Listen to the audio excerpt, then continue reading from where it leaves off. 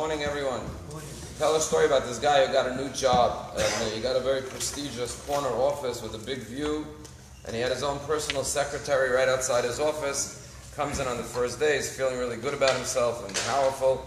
So he hits the intercom to his secretary and he says, "I want a coffee black, two sweet and lows on my desk in 5 minutes." He barks out his first order. And he hears on the other end of the intercom, he, by mistake, instead of pressing the intercom to his secretary, he pressed the wrong button to the CEO of the company.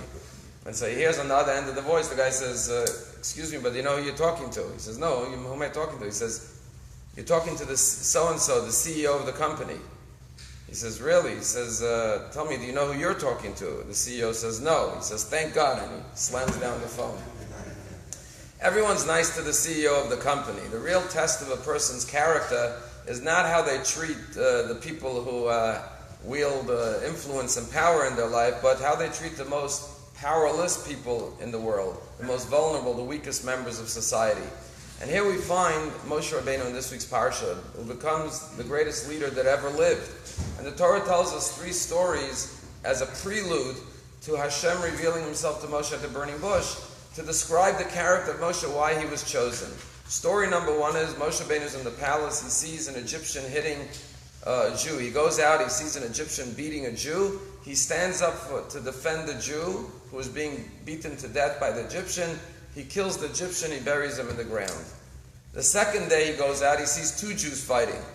And here he says to the Jew, "Wicked man, why are you hitting your fellow Jew?" And he says, "What are you going to do? You're going to kill me like you killed the Egyptian yesterday?"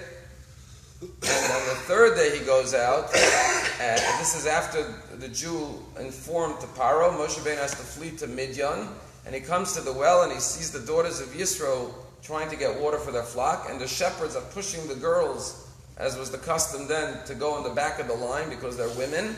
And he stands up for the women and he says, let them take their rightful turn. And that's when he ends up being invited home to the house of Yisro. When they come home early, he says, "What happened? How'd you get home so early?" And the girls, the daughters of Jethro, say, "An Egyptian man saved us from the shepherds." And that's how the story continues. And then God comes to him in the burning bush. So if you look at these 3 stories, the first story is a comfortable prince, Moshe, living in a palace, going out to defend a Jew who's being beaten by an Egyptian. If you went out of shul now on the way home and you see a Ku Klux Klan guy beating up a rabbi with a beard, of course you're going to act. Anti-Semitism. So that's great, but not as great as the next story. The next story is 2 Jews fighting amongst themselves. When you see 2 Jews in the shul fighting, okay, it's not anti-Semitism, it's Sivishonunz, it's our own internal problems. You don't get that alarmed. Moshe Rabbeinu stands up even for a Jew being hit by another Jew. But the ultimate story, and imagine this, 3,500 years ago, he's in a foreign country and he sees girls being mistreated. Because the culture in that society was that girls are mistreated. And he stands up for these vulnerable girls in a foreign society. And imagine you're a tourist in another country, you see 2 foreigners fighting. Your first thought is, none of my business, I'm just a tourist here. I'm a refugee. And he was a fugitive. He might have said, "What am I getting in trouble with the law again? I'll stay out of this." But no, he stands up to defend women in a society 3,500 years ago where women were being cast aside. And then the Medrash takes it one step further. The Medrash says that before God came to him at the burning bush, he saw that Moshe Rabbeinu was shepherding his flock, and one little sheep ran off to get some water because it was weak and it couldn't keep up with the rest. And he ran after that one individual sheep and gave it to drink and carried it back to the flock. And Hashem says, if I see the way you care for not only a Jew being beaten by an Egyptian, but not only for a Jew being beaten by a Jew, not only for Midianite girls being driven away by the shepherds in a foreign country, but even for one lonely sheep, that's the test, and that's the mark of greatness. Somebody who cares for the weakest, the most defenseless members, and that's why you will be the one to become the redeemer of the Jewish people. There's a story told about Rabbi Yisrael Salanter.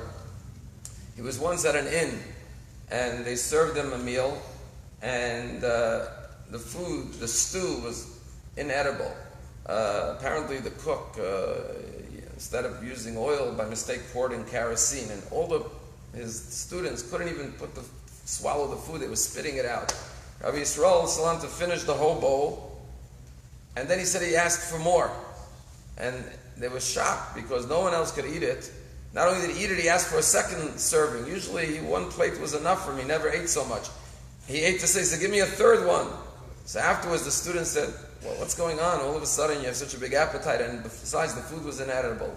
And Rabbi Salanta took his students over to the kitchen. He opened up the door a crack, and there was a woman there working behind the stoves. He says, you see this woman? She's a widow, and she has 5 children at home. And she gets up 5 o'clock in the morning, works all day in the hot kitchen to bring home a few dollars, a little parnasa to support her children. If the innkeeper sees she's not doing a good job, she'll get fired, she'll lose her job. That's why I ate so much, because I don't want her to lose her position. She needs this livelihood to support her children.